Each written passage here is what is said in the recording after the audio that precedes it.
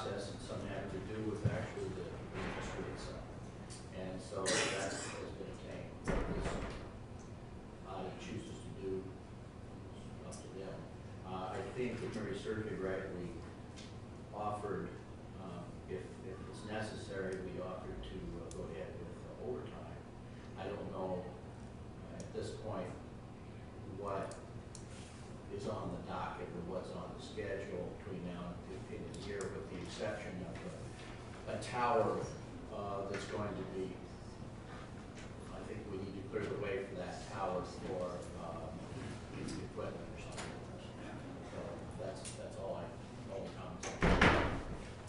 It's not overtime, it's just a number of dollars. Well, I'd like to attend that meeting with you also, this tomorrow afternoon.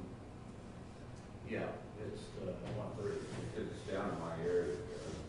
We can discuss this and then Yeah. later. Okay. So what do you want to do? Do you want to table it, or do you want to? Well, I think if we're fact finding, which we should be doing, and making sure that we have everything, we should be tabled until comes back to the meeting. Yes, his questions. Yeah, we're just discussing it, and then You'll bring it forward. bring it forth again the first meeting of the year. For the board's information legally, no more than a committee of 2 of you can attend a meeting involving this type of issue. I thought I talked about that. If you have questions, please contact me. It's open meeting law issue. Okay. Would- You are allowed to go as that Okay. committee. If you don't mind. Well, we got to wait for these. Are we going to discuss this? Okay. Are you two on? So you want to table this? We can't Yeah, table, table, we're just discussing it. I think at this point, it's working pretty well, and we're gonna have to go to that meeting, see how. Sounds like, this Josh Scoden, who's the development manager of Exco, he's talked, well, this meeting is tomorrow. But, they're talking about a conditional use permit for the entire project in a separate building permit for each one, the turbines. Looks here like by March, it should be getting everything pretty well wrapped up as far as the permits and the site plan. You guys discuss that with them tomorrow? Yeah, I don't know about it. Anything else?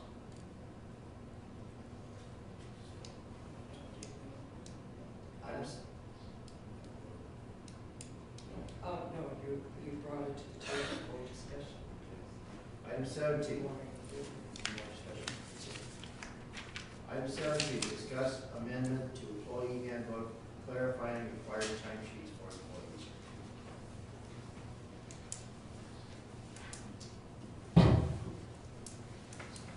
Eddie?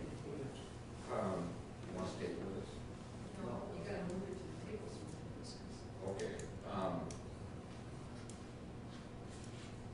Move by consent. We move item 17. okay. Move item 7. I'll go ahead and move item number 17. Second. Motion is second, now the comments. Eddie, do you have something on the timesheets? Right. We looked at these timesheets and met with Corey a couple times. There's four departments that fill out timesheets. Randy's the engineer, he fills out a timesheet. Irene, she fills out a different timesheet.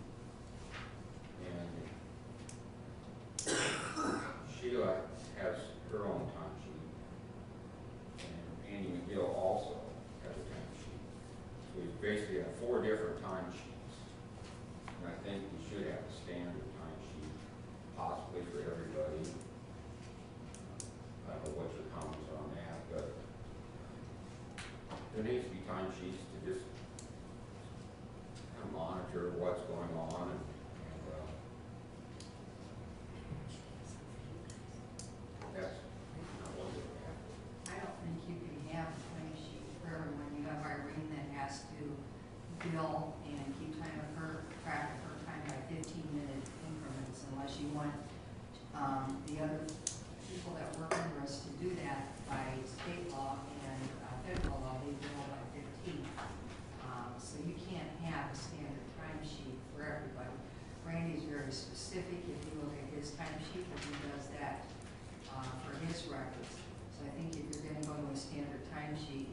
one that the IT department's using, where, you put down what you're doing per day. You don't have to every 5 minutes what you did.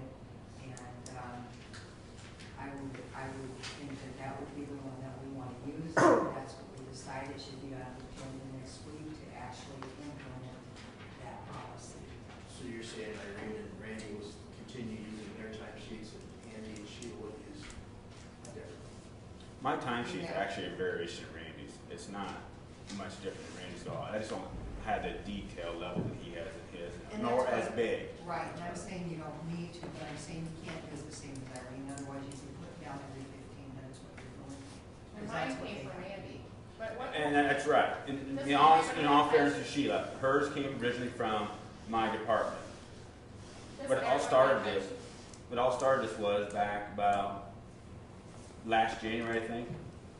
The board did request us to have more detail on our timesheets. That way they could monitor what we were doing and to see if, justify our time that we are putting down on the sheets. So in turn, and it's a benefit to me too, I looked at Randy's and saw what he was doing, and I went on with that. I did it on my own. It's not that you requested it, but you didn't mandate it. So now you're saying that you want us to do that regardless. Is that my understanding? That would be correct from next week when we actually, we're just discussing today, we'll put it, we'll go down.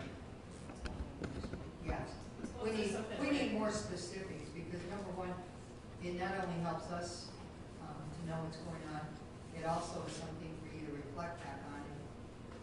If something came up or somebody said something, you could go back and say, hey, I did this on such and such. Or Andy said he was gonna fix this for me. Well, Andy did fix this for you. It doesn't have to be as detailed as what Randy does, but I think we need more accountability from everybody. So I would say that we put it on the agenda next week to. Can I ask one other question? Is this just mainly for the appointed department heads, or is this going to filter down to our staff too? If it's your staff, you're in charge of your office up there. I think it's just the 4 people. Non-elected department heads. But I think Andy, The department is responsible for their. Andy could require his. That's your call. That's your call. That would be up to Andy, what he would require. Exactly. We're asking the people that work under this. Your memo here is with non-elected department. Yeah. And that's where, the clarity was to come in, it wasn't court. The board has 2 ways that they can act on this if they choose to put it on the agenda next week. One way is by an amendment to County Handbook Rule 2.2. Another way is by policy. What I mean